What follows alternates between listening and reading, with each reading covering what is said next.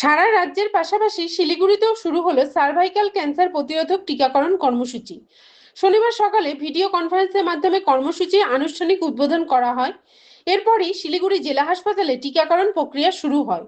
এদিনে অনুষ্ঠানে উপস্থিত ছিলেন শিলিগুড়ির বিধায়ক শঙ্কর ঘোষ, মহকুমা শাসক বিকাশ রোহেলা, জেলার মুখ্য স্বাস্থ্য আধিকারিক তুলসী প্রামাণিক সহ জেলা হাসপাতালে একাধিক আধিকারিক।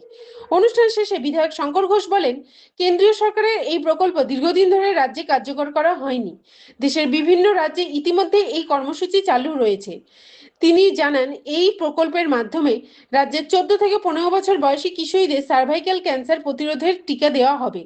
এর ফলে ভবিষ্যতে সার্ভাইকাল ক্যান্সারের ঝুঁকি অনেকটাই কমানো সম্ভব হবে বলে আশা প্রকাশ করেন। আজকের যে কর্মসূচি আমাদের রাজ্যে মাননীয় মুখ্যমন্ত্রীর হাত ধরে শুরু হলো, এই কর্মসূচি মূলত সার্ভাইকাল ক্যান্সার, যা ক্যান্সারের মধ্যে দ্বিতীয় বলা হয়, সর্বাধিক হয়ে থাকে।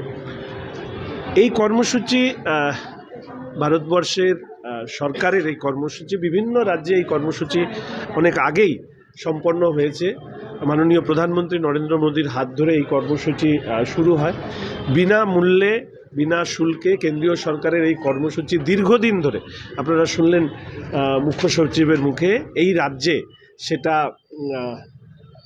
অ্যাকসেপ্ট করা হয়নি বা সেটা চালু করা হয়নি। আজকে মুখ্যমন্ত্রীর হাত ধরে এই কর্মসূচি চালু হল। কারা এই কর্মসূচির অন্তর্গত হবেন? 14 বছর থেকে 15 বছর বয়স সীমার মধ্যে যারা রয়েছেন, এই বয়সে মেয়েদেরকে এই ভ্যাকসিন বিভিন্ন হসপিটাল থেকে দেওয়া হবে এবং এটা ইমিউনাইজেশন যে কার্ড, ভ্যাকসিন কার্ড যেটা আছে, সেই কার্ডের মধ্যেও এটা সংযোজিত হবে।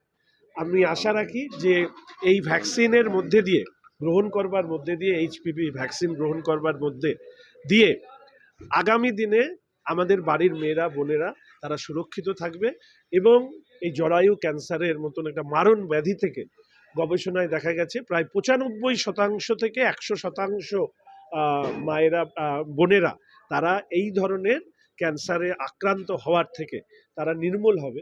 ফলে আমি মাননীয় মুখ্যমন্ত্রীকে ধন্যবাদ জানাচ্ছি যে দ্রুত সরকারে এসে এই যে জনমুখী যে কর্মসূচিগুলো কেন্দ্রের সরকার নিয়েছিল, যা থেকে রাজ্যের মানুষকে বঞ্চিত রাখা হচ্ছিল, সেগুলোকে এগিয়ে নিয়ে যাওয়ার জন্য তিনি উদ্যোগ নেন। এটাও সেই আমরাওড়াতেই আটকে ছিল।